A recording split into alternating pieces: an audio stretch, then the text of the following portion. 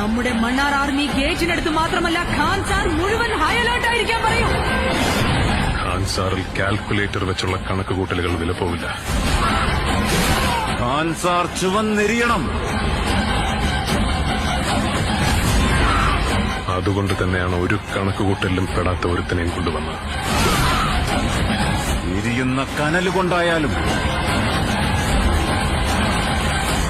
ഇവരുടെയൊക്കെ ചോര കൊണ്ടായാലും അവന്റെ പേര് അറിയാം ബാബ.